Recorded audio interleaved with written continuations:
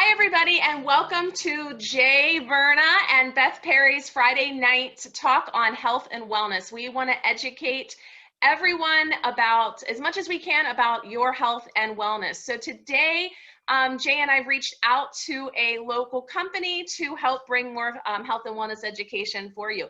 So everyone say hello to Jay. Hey, everybody. Good to be back. It's been a few weeks, right? It has. It's been a few weeks, but we've been really busy and we're super excited. We did hear that fitness facilities are on the radar to start opening up soon. I don't believe we've had a date yet, but we're all very excited about that. So, Jay, take it away. Let's get Sam introduced. All right. Yes, we have a very special guest today. Someone that I've had the pleasure of working with pretty much my entire time here with the town of Webster, which is a little over 10 years now. His name is Sam Guider. He is from the Lattimore Fitness and Trainsmart Performance method. Again, he's a really, in my opinion, one of the young up and coming, one of the brightest strength coaches I've known. Had a great pleasure of working with him. So without further ado, I'm going to invite Sam to maybe give us a little bit of background, tell the listeners a little bit about yourself. Well, Jay, thank you for that introduction. I appreciate it. And thanks for having me on this podcast. Yeah, so, I mean, I started my career, if you, I guess I can call it that, in strength and conditioning with you, probably around 19 years old, right? So it's been a while, but yeah, so my background, I went to school for exercise physiology. And I thought I wanted to be a physical therapist. So that was kind of my direction going forward. And then I realized that, you know, through sport, I was an athlete. I really loved kind of the culture of being within a team. I kind of fell in love with strength and conditioning. And I also fell in love with kind of biomechanics and movement patterns and seeing, you know, the intricacies of the way the body moved and how we can help people whose bodies maybe don't move as efficiently as they could, or whose bodies break down, help them become a little bit more of an efficient animal. I kind of fell in love with that whole process. So I ended up going on to get my master's degree in exercise physiology at Cortland. And while I was there, I was lucky enough to be an assistant strength and conditioning coach for all the sports teams there. So I still got my sports. I was able to work with a lot of athletes. And then fast forward upon graduation, I've kind of I've been lucky to work in a lot of different aspects of fitness when it comes to the people I get to work with. So when I graduated, I worked at an all women's gym, which in the beginning was a little intimidating. You know, a guy being in front of a room with 20 women, teaching them how to lift properly, do different things like that, and then I eventually built up my career in a little bit more of the private sector when it came to working with just general population people. But I got a lot of experience working with people who had either, movement dysfunction or were coming post-surgery, post-rehab. So I was definitely able to build myself up a little bit in that expertise. And then, that brings me to now where I was able to find an opportunity to pair with the great company Lattimore Physical Therapy, and we've kind of developed Lattimore Fitness and Trainsmart Performance, which is our take on providing semi-private training and an inclusive and positive training culture to the Rochester and surrounding communities. Awesome. I feel like, Jay, you have a movement class kind of like that too that you do live. Is that kind of the same type of thing? Like you're not the same thing, not in competition, but like the same. Explain to me, and I just, because we do kind of the same thing, but in the physical therapy realm. So explain to me the importance of having that, or explain to our listeners the importance of having that strong foundation when building up to the exercise program. Because I see so many people working in physical therapy at GVPT. I see so many people coming in, weekend warriors, or people coming in and jumping right into an exercise program, maybe a weight loss program, and they want to just jump in there and they end up injured. It's almost certain every time. So talk a little bit, Jay, about like the importance, and Sam both, about the importance of having that foundation. Yeah, I think specifically you're referring to the Move Well class that I've been doing. Yeah, I couldn't remember what it was called. Yeah, no, that's fine. I've been doing that for, in some way, shape, or form, probably for the last 20 years. But um, during COVID, I've been doing it on Facebook Live, Tuesdays and Thursdays on our Webster Rec Facebook page at noon. Shameless plug there. And that's also, I've been uploading it to our YouTube. So for anybody that's interested to kind of experience it, you can certainly check out either of those places. But the foundation of it is, and this is probably actually a good thing for people to know, because I don't think people, when they see the name Move Well, or even see some of the classes that we do, they understand what it is we're trying to do. But it's basically to shore up basic movement competency, build a strong foundation, and ultimately prepare people for higher level fitness endeavors like weightlifting, boot camp classes, whatever it might be, or probably even more importantly, keep them independent as they grow older. Because I do have, when I was doing it with people prior to COVID, I would get a lot of people probably over the age of 50. And that was really the message I was trying to drive home is, you know, once you lose the ability to get up off the floor to a standing position, or go into a lunge pattern, or hip hinge properly, and do all these type of things, that's when independence is impacted. So I try to make it fun. I try to make it for pretty much everybody. If there's that lifter in the gym that has a problem, you know, low back hurts when they're deadlifting, what we do can help solve that. If we have somebody on the other end of the spectrum that just wants to be able to sit down in a chair without pain, you know, we accommodate that. So it's kind of all encompassing way to prepare people for life or higher level activities. Yeah, I couldn't agree more, because I feel like for us, I tell people all the time, because we do work with disease management. So I tell, once you stop getting on the floor, you stop getting on the floor. It's like you have to keep these movements going throughout life, because once you stop, you stop. And then next thing you know, your grandkids want to come and they want to play with you, or Lord forbid you were to fall and you can't get back up. You don't have the strength to get back up. So I think what you guys are doing is awesome. So Sam, this is kind of a deep question, so get ready. So how do you describe your professional philosophy? Like, what would you say is the philosophy behind what you do? Man, that is a loaded question. So I'll start with one of the first things, and this maybe isn't even my training philosophy, but it's kind of almost a life philosophy, but I think it's definitely something that can be important when it comes to working with people is, and I got this from a good friend of mine, even though I think I was already kind of starting to use it beforehand, but he put the term in my head, it's unconditional positive regard. And I try to use that with everybody I work with. And that kind of meaning that, like, you know, some people are going to have bad days. People come in, especially a lot of the people that we might see where they might be dealing with chronic pain. They might not be very happy. They might be a little bit, you know, standoffish. And sometimes I probably come off a little too positive and almost sometimes too happy. It's because I really enjoy what I do, but it's just kind of going into every situation and just always, you know, looking at it positively and treating people with respect and treating people nice. And I think that's definitely something I've seen with Jay at Webster Parks and Rec. I've had some experience working with some of the guys at GVPT when you guys were there. It's the same type of thing I see there. It's just, you know, treating everybody that comes into the room with a smile, you know, being happy and excited to be able to work with them. So that unconditional positive regard. When it comes to my training philosophy, a lot of it is just, you know, so many people come to us and they feel broken, and so many people come to us and they might have a diagnosis. And the biggest thing is I think some people identify with that diagnosis. So for example, like, you know, someone might come to us with you know, L4, L5, you know, whatever's going on there, you know, pain, discomfort, and they were diagnosed by a doctor. So they internalize and they feel like they are broken. But when it comes to them walking to the door, my goal is to show them what they can do, right? And at least, you know, 1% better every day is another kind of, you know, maybe potentially cliche, you know, quote, but it's so true. It's people come in, and if you can show them and give them hope and 1%, get them 1% better in that session.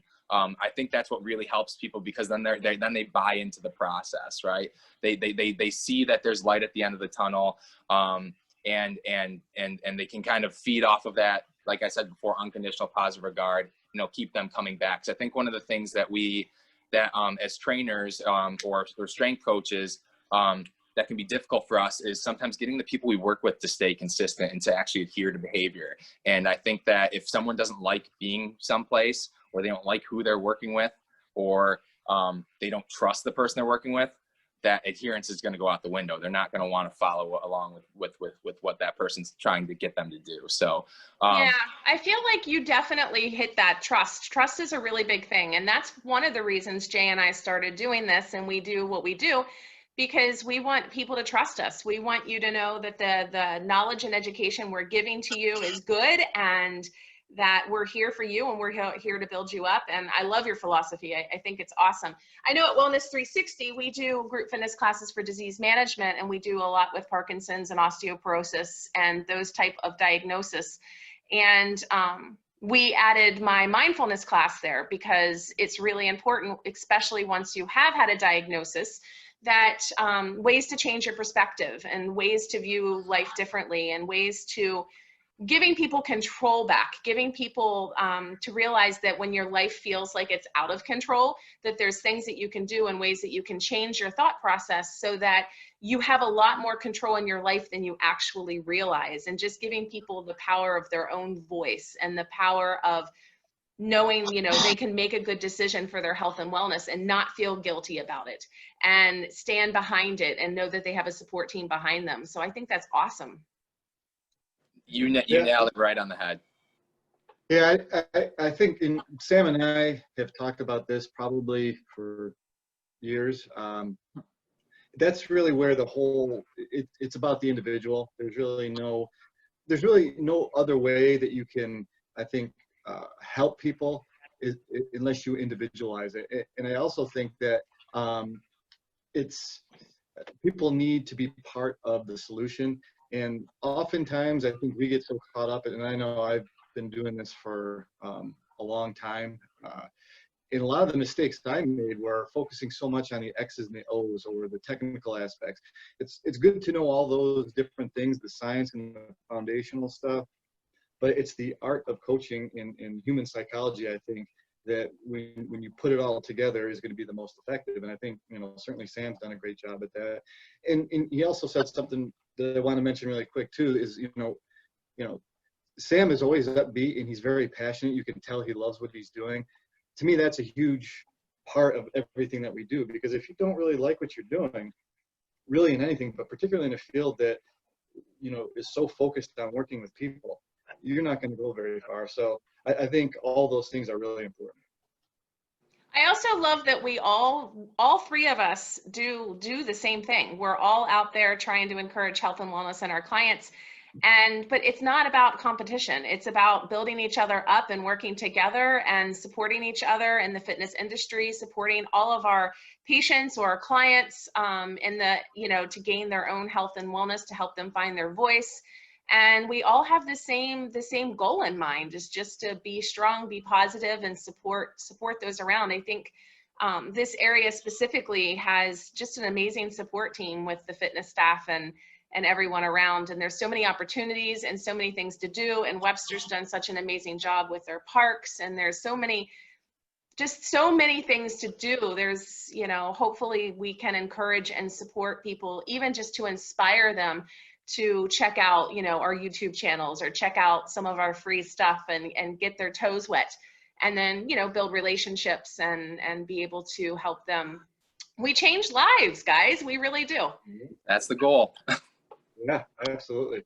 And I think, the next question I have for you, Sam, kind of gets to, this whole COVID thing and how people's health and wellness has been impacted by it, and how, on the flip side of that, as we've been waiting to reopen our fitness centers and our businesses in this field, you know, we're part of the solution, not the problem. You know, I understand the numbers and the need to be cautious, but when people are stressed and have no outlet for it, you know, those things just get worse. So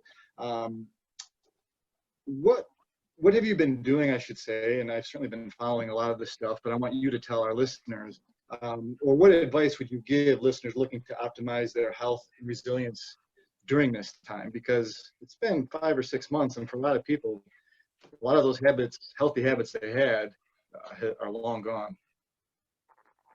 Absolutely. And, you know, that's been a question that I think's been on all of our heads throughout this whole thing.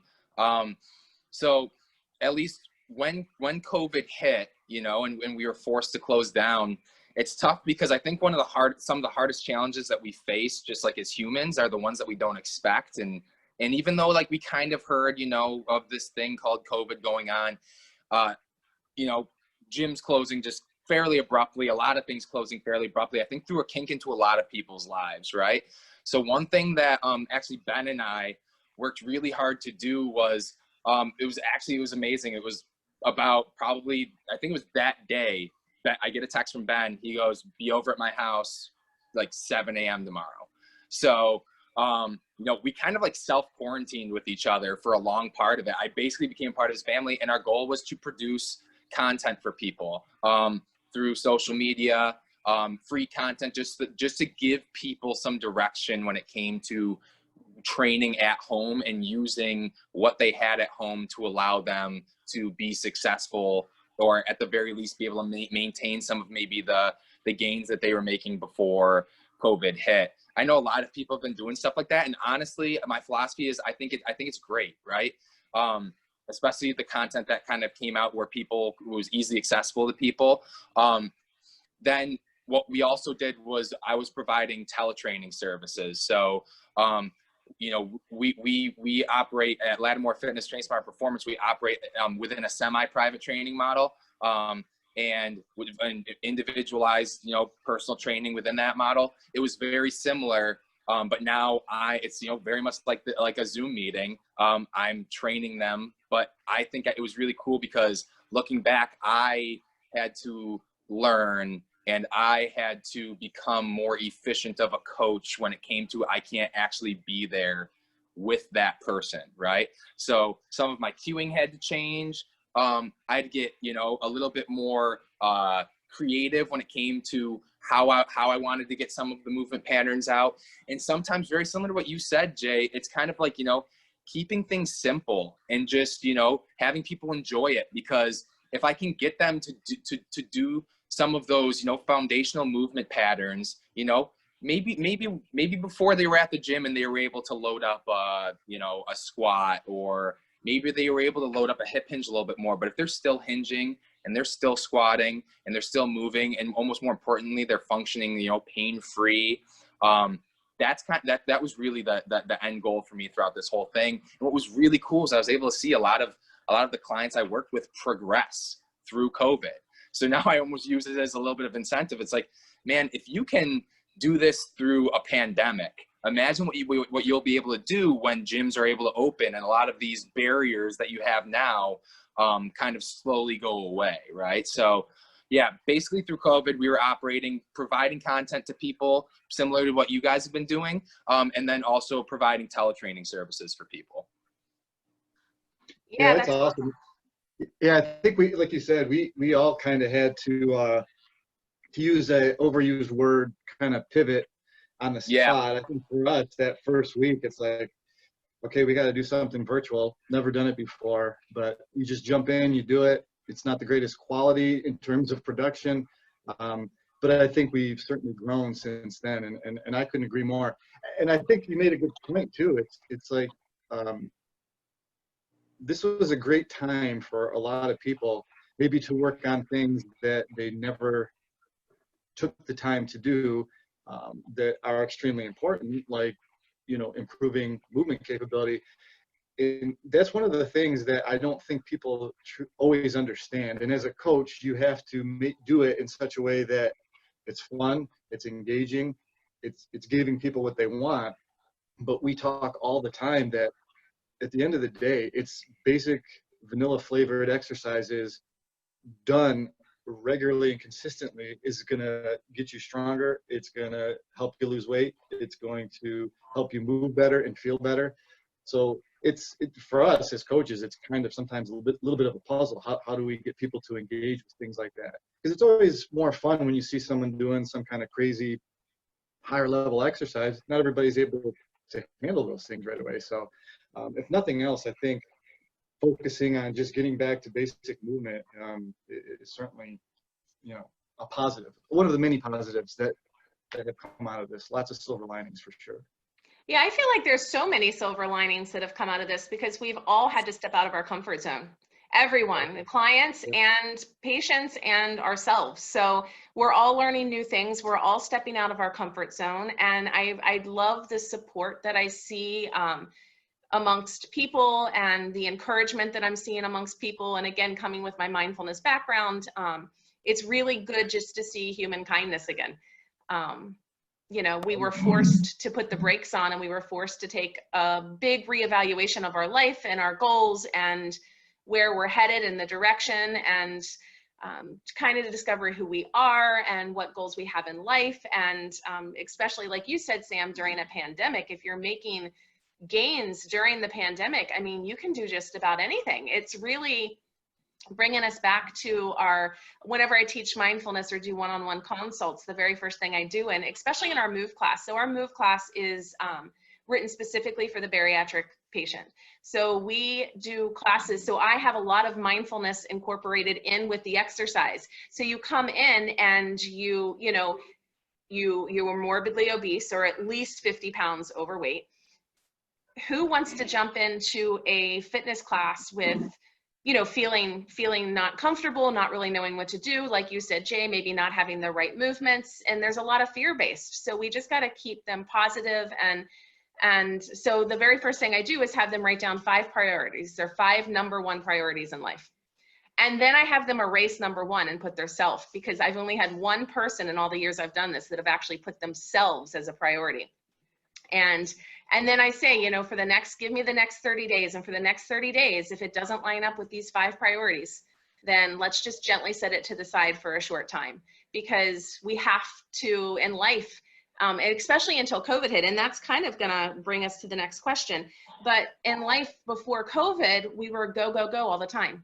We were going in this direction, going in that direction, and in life, and as Jay and I have talked before, we have moments where, if you can't even get your sleep on track, or you can't get your eating on track, or you can't get, so it brought us all to a major halt. And like Sam, you're like, this is my passion, and I know for Jay and I, this is our passion.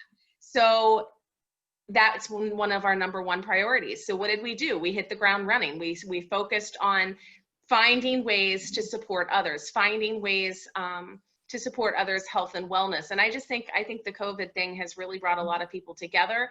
And I think it's really done some really great things for all of us.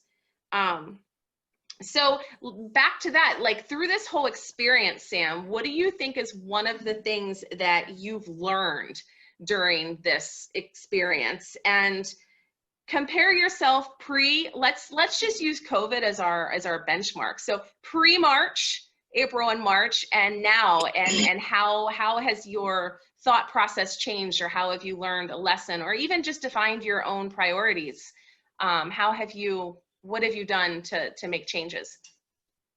Yeah, so that's actually a great question. I think when it comes to working with the people I've worked with, not that I ever doubted their capabilities, but I think what was really cool was it amazed me what they could do throughout all the stressors of COVID. Some people being furloughed from their jobs, others, some of their jobs became more stressful just because of what was going on. And then being able to kind of still have have them still operate as a high functioning human throughout all this. It really amazed me. Again, like I said, I didn't doubt that they could do it, but being able to see it and kind of looking back, it was really, really cool to see. Personally, I'd say from a professional standpoint, helping, grow the business that we are at Lattimore Fitness and Trainsmart Performance, seeing the kind of the support. I think I had to, like Jay said, kind of, pivot because, now everything is online. Everything, was kind of on halt for a while. I think a big part of what COVID has taught me is just almost to kind of going back to what you just said is put myself first, be a little bit compassionate with myself, because I tend to like to work a lot. I tend to, hold myself to a high standard. And I think that, giving yourself every once in a while a little bit of a break in regards to, like, not saying, oh, like, give yourself a cop out, but, be compassionate with yourself. I think that for me personally, COVID's kind of taught me to do that a little bit more, is be like, if you just try to do XYZ a little bit better today, that's all that matters, as long as your intent is there. And more often than not, if your intent is there and you put some effort into it, I think a lot of positive things come out of that. So that was definitely something that I learned personally. And then, like I said before, with my clients, it's amazing seeing what people can do when they're given confidence. And I also saw quite a bit of autonomy, which was really cool. I would get, giving people, some structure, but then encouraging them to, by them learning some of the expertise. One of my clients comes to mind. He would start to send me ideas of training sessions, not him like going over our head, being like, oh, what about this movement? And it lined up perfectly, kind of, with what we were kind of trying to teach and trying to emphasize. And I love that, because one of my biggest philosophies as a coach is, if I don't teach you how to do something to be able to do it on your own, then I don't think I'm really coaching you. I'm just kind of telling you. I'm kind of like a drill sergeant, right? So building autonomy within the client for them to be able to do the work themselves. Jay and I have had this discussion for years too. It's like, technically the way that we coach, we're coaching ourselves out of a job, right? Like if it really came down to it, because we want to give people the tools to succeed. We want to teach them how to do things, right? And if people felt the need to be able to do it on their own, then they wouldn't need us anymore. But I think people come back because of our expertise, because of that trust that we talked about, and just our ability to be able to effectively progress and regress people based on the ailments and things that they have. I kind of went off that question a little bit, but definitely from the self realization over COVID, like I said, being a little bit nicer to myself, and then seeing what my clients could do were probably the two biggest things I learned throughout this kind of whole process. That's awesome. You know what? This is a great question for all of us. So Jay, why don't you take over? Why don't you answer that question personally for you? Pre and then now, pre-COVID. Yeah, and then just now? something that you've learned and how you've made changes. Just one thing. Well, the obvious thing from a professional standpoint is going from hands-on type coaching, where I have people right in front of me, whether it's small group or whatever, to all of a sudden having none of that and having no platform or, experience in creating any kind of online content, literally the next day having to do it. One of the things that I think is so important and somewhat prided myself on is that you got to get outside your comfort zone. And I think what COVID did for me, and certainly for a lot of people, it provided that kick outside the comfort zone where I had no choice and still have no choice, because there's still things that are not certain. So, in order for me to keep doing what I'm passionate about and what I love to do and to help people, I absolutely had to get out of that comfort zone, because it's real easy sometimes, even if you love what you're doing, so before March hit, it's sometimes easy to get into that groove of, okay, this is how we're doing things. Mondays I do this, Tuesdays I do this. It was basically like being shot out of a rocket into a place that, I'd never been before. So I think the other thing too, one of the things I've always tried to focus on as a coach and to get better at is building relationships, having empathy, and really trying to understand where people are coming from. And once we got thrust into this whole lockdown, that became even more in focus for me, as to, okay, how can we engage with people when we really can't be in front of them? It was so easy. I kind of got lulled into complacency prior to all this happening, where oh, I know I'm going to see these certain people on these days of the week. I'm going to be able to work with this person here. I can have these conversations, but you know, being consistent with communication and trying to figure out what I could do and what we could do to really engage with people in an effective way and in a way that maybe I'm not really comfortable with at the time, and certainly getting better with. To me, that's kind of the biggest thing that for me, certainly from a professional standpoint. Yeah, I love that. And for me, I find like, and it's kind of a combo between what both of you said, is it's hard for me. It was really hard to charge people because I love what I do. And it was really hard to me, it just, I felt really bad making money on things that, that I was passionate about. So for me, and then COVID hit and people couldn't afford it, or people, you know, in my mind, I'm like, you know, how can I ask someone for money when they just lost their job, or they've been furloughed, or they're on unemployment? But what I found is that there's a really great balance between giving and receiving. And there's been such a great balance in the people that we were giving to, because of the free stuff and the YouTube stuff and all this stuff. It made me feel really confident that in life, everything's taken care of.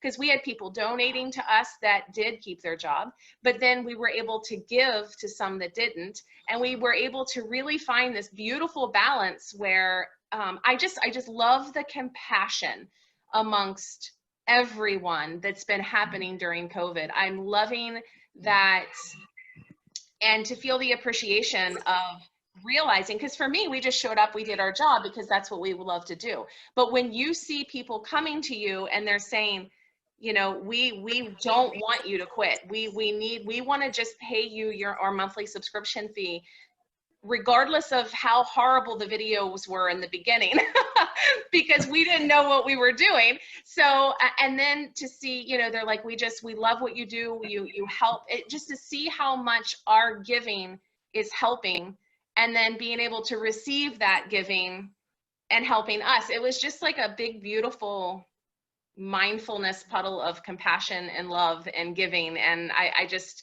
I'm so appreciative of what I do now. Not that I wasn't before, but before it was a job. You know, you showed up, you got paid, and I would just happen to be lucky that I was passionate about what I did. But now it's so much more than that. It's so much more than showing up to work. You know, it's beautiful. It's a beautiful thing. Yeah, no, I couldn't agree more. I think every so often life gives us a little kick in the backside, which is a good thing. Kind of gets us, you know, reminds us of really what's important and not to be complacent. And COVID has been one heck of a kick, I think, for a lot of people. So I absolutely agree. And it just takes, you know, some of the comments that we've gotten, you know, from people that say, you know, we really appreciate all that you've done. You really helped us through a tough time, or I should say helping, because we're still going through it. We're still doing it. But that to me is what keeps us doing it. And, you know, ultimately without people in some way, shape, or form, you know, we're not doing anything. So certainly important. I also love, oh, go ahead. I'm sorry, Sam. Let me just throw this out there really quickly. It's hard with 3 people.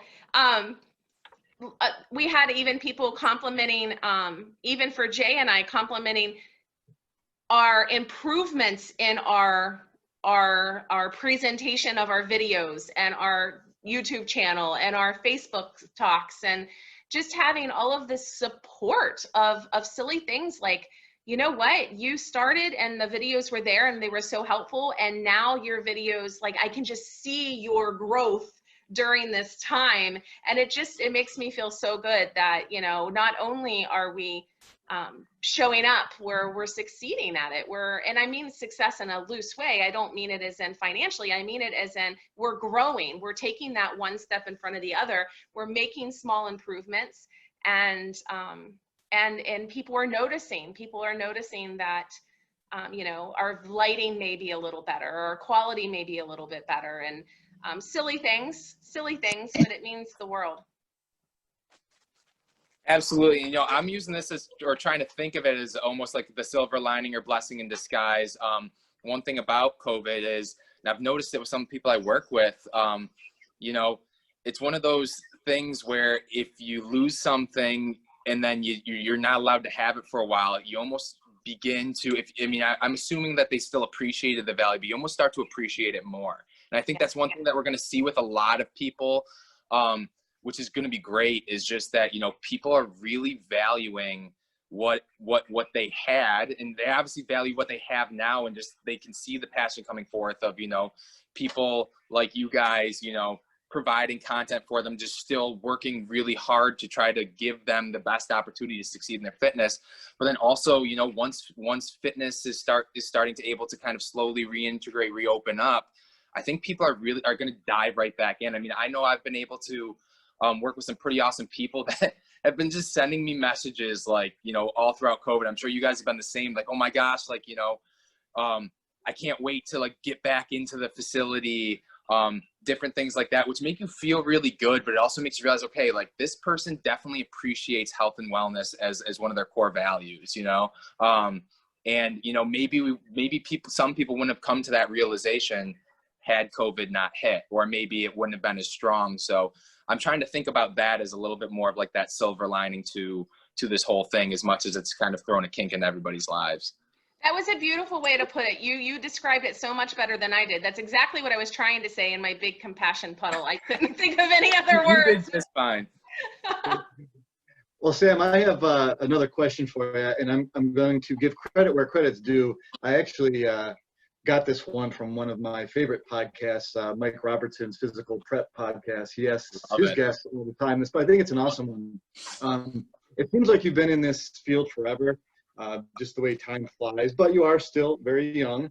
But now that you have some experience under your belt, what advice, if you could travel back in time, would you give yourself before you started your career, when you're still trying to think maybe in college or what it is that you wanted to do? Is there any one or even a couple of things that you would tell Sam of 5, 6, 7, 8 years ago? Well, first would definitely be pay attention a little bit more in freshman year anatomy class, for sure. I mean, obviously all that stuff is super important. It's funny because, you know, I was lucky to have a mentor like you and a lot of really positive mentors and people that kind of help lead me. Yet I still am kind of like a firm believer. You have to make your own mistakes, and that's where you learn a lot. And I think, not that I don't feel like I'm ego driven at all, but there does, I think, become a point, you know, there almost becomes a scary point where you feel like you know a lot about a certain subject, and you build this confidence, and you know, it can be natural to almost close off, not completely close off, but start to kind of get away from that kind of growth mind oriented, you know, person that you were, especially because I'm sure you guys were very much like me still, but even in the beginning, where you just wanted to be a sponge. I just remember coming into Webster Parks and Rec and knowing the type of coach that you were, Jay, and basically I'd take someone and I'd be like, I want to emulate all the good things that they do. And I tried to practice what I preached, and I tried to just absorb everything. And then when you build confidence, I think that can be kind of, like I said, that scary point where, you know, you start to think like you know a lot, right? And we do. We're all you know, I'd say based on the years we've put into this, you know, experts in our field to some degree. But there's always more that you can know. So I think one thing I would warn myself of is just, you know, just consistently seek out opportunities to learn. I think I've always done that, but there's definitely been points where I've done it more than others. I think another part is, this is almost speaking to if anybody is listening to us that is interested in getting into the fitness field, is I don't love the word grind, but you know, especially in the beginning, it's difficult to you know, start from square one and try to build clients, and you're building all of those hard skills, which would be your anatomy, physiology, understanding, but then also the soft skills of working with people, and, you know, building relationships. So I think almost for me, just because I know who I am, it would just be to take a step back and just like kind of appreciate the process and understand it's going to take time, because I think we're always sometimes in a rush to get to places, right? we like, you know, we have these goals of ours and we see it with our clients. Like, you know, this guy picks up a dumbbell and he wants to do a squat, but he wants to be 10 pounds, you know, wants to lift 10 pounds heavier. We'll get there, right? But we have to do the foundational stuff first, build that solid base. I think for me, it was very much like I wanted to get to point, like from A to B, but I wanted to get there almost as fast as I could because I just wanted to be there. And that's just not the way that life works, right? So now looking back, even though I know I'm only 27 years old, I feel like, you know, I appreciate the time it's taken for me to get here because I was able to learn through mistakes and grow and all those different things. So I guess from what I just said, you could pull out those two things that I would tell myself if that the younger version of Sam. Slightly more hair, a little bit less gray hair. Yeah. Well, I think a couple of good points there, Sam. And I think one of the things that that's important is, you know, you mentioned that grind, and we were talking about it, just what we've had to do with COVID, just getting outside your comfort zone. But you need to do things in order to get better at them. You can read books, you can attend lectures, all that stuff, but you know, it's kind of that forge that we learn in is just getting in there and doing it and not being afraid to make mistakes. And that's one thing in my 25 years now in this field, I've gotten comfortable understanding I'm going to make mistakes. I've made them. That's part of the learning process. I'm not going to beat myself up. And I now reserve the right to say, you know, I haven't been doing this specific thing that well or that effectively. So I'm going to try something new. That's not something that's easy for a new coach or somebody that's new in this field or really any field to feel comfortable doing. It's just like one of those things, okay, I screwed up, let's try something else. There's a million different tools. Let's figure out the best one that works for this specific problem or solution. Absolutely. And, you know, I feel like this kind of falls right into Beth's arsenal when it comes to mindfulness and stuff like that, because I think a big part of this, you know, it's funny as a strength coach, you know, your you know, title is, you know, helping people get stronger or helping people function more efficiently. And a lot of times we think about the anatomy, the biomechanics, you know, progressive overload, all those terms that we throw out there, but it's so important to train the mind and not just train, like I always tell the people I work with, it's all about intent. And a lot of that intent comes from the brain. It comes from us, how we speak to ourselves, right? Like, you know, what we value, either like, you know, intrinsically versus extrinsically, you know. I think Dr. John Berardi is a guy that I know Jay's put me onto. He's a great nutritionist, great coach, but he talks about, you know, the five, we're getting down to the 5 whys, right? And I think so often people start with, you know, their goal, and sometimes it can be somewhat superficial, or they'll be like, oh, I want to lose 20 pounds. Well, why do you want to lose 20 pounds? And when you ask those questions, that why question over and over again, you get down to that kind of foundational, deep intrinsic value that they hold as to why they want to get there. And then when you can kind of coach that, that's how you're going to get them to where they want to get to, as opposed to just coaching kind of more of that external and superficial goal that, you know, they might come out, that might come out of their mouth for the first time when you're doing your initial assessment with them, right? So yeah, I really, really do enjoy, and I think that's something that we all value is that mindfulness and training kind of, you know, the brain just as much as the body. It's so funny when I talk to people, when I was just giving a class actually Friday at Webster Rec Center for mindfulness, and that was our topic. It was truthfulness. And, you know, we ask, you know, what does that mean? And they're like, well, telling the truth, being honest. But what does it really mean? Are you truthful with yourself? And we talked about what is your intentions behind the things that you do. And it's exactly like what you just said. You know, you want to lose 20 pounds. Well, do you want to lose 20 pounds because it's a vain, superficial reason? I want to look better, or I want to feel better. And there's nothing wrong with that.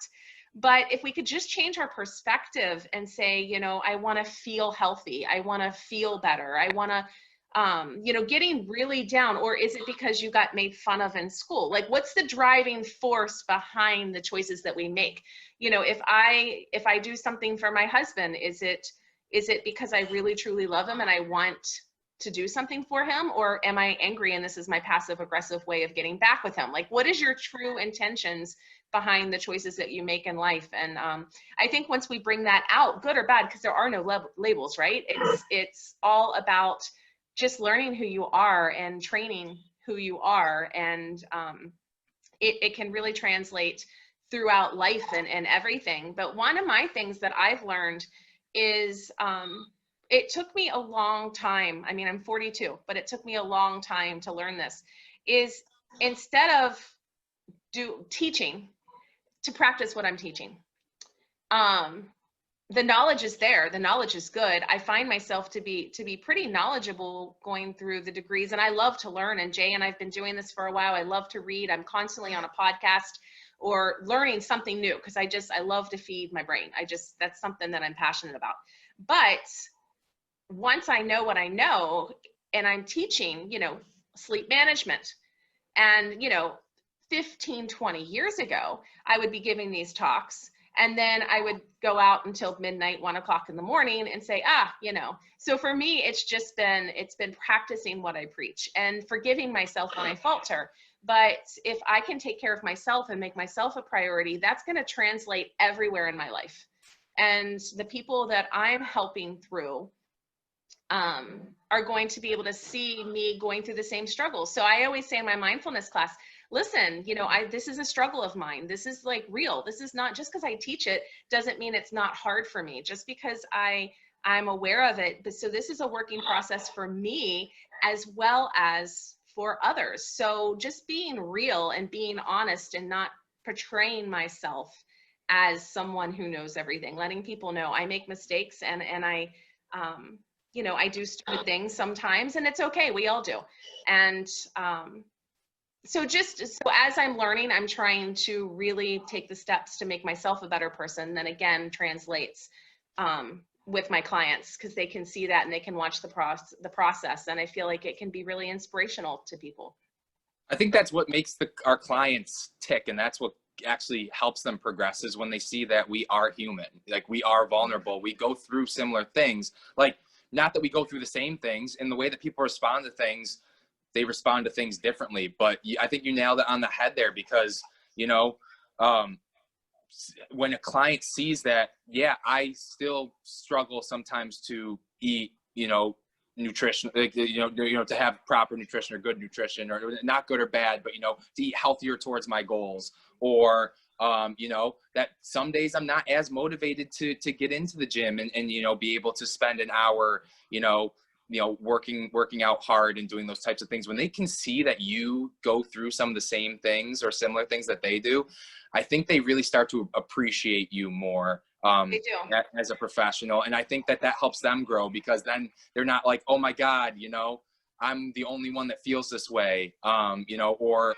I'm the only one going through these struggles. They see that you do. And then one of the things that I love is kind of the culture of having multiple people there together, is you'll see other people and then they become friends and they feed off each other. And they almost become each other's motivation, right, throughout this whole thing, which I think it can be really cool.